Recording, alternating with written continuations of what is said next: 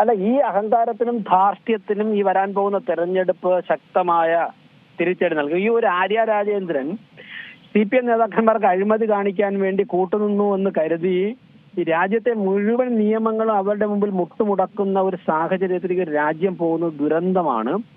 തീർച്ചയായിട്ടും വളരെ വലിയ ജനരോഷം.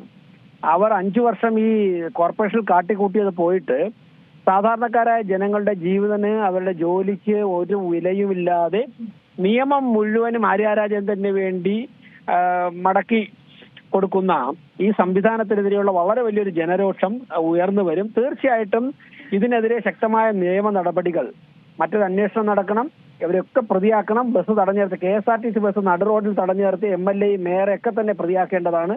ശക്തമായിട്ടുള്ള ജനരോഷവും നിയമ നടപടികളും നേരിടേണ്ടതായിട്ടുണ്ട്.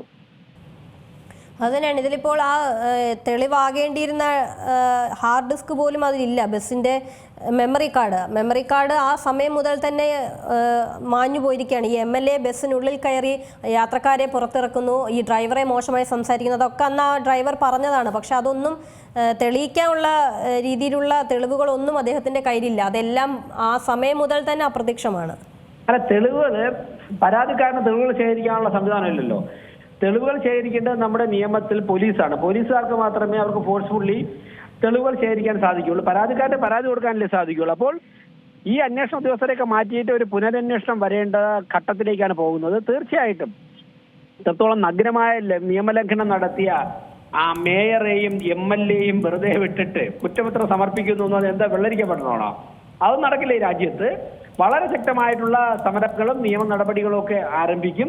ഈ തെരഞ്ഞെടുപ്പിലൂടെയാണ് ജനങ്ങൾ ആദ്യം, ഞങ്ങളൊക്കെ സമരം നിയമ നടപടികളൊക്കെ സ്വീകരിക്കുമ്പോൾ ജനങ്ങൾക്ക് അത് ചെയ്യാൻ സാധിക്കുന്നത് തെരഞ്ഞെടുപ്പിലാണ് തിരിച്ചടി കൊടുക്കാൻ സാധിക്കുന്നത്.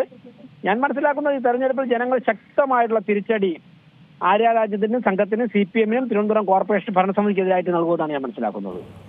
ഏറ്റവും പുതിയ വാർത്തകളും വിശേഷങ്ങളും വിരൽത്തുമ്പിലറിയാൻ Zee മലയാളം ന്യൂസ് എല്ലാ ഡിജിറ്റൽ പ്ലാറ്റ്ഫോമുകളിലും ലഭ്യം.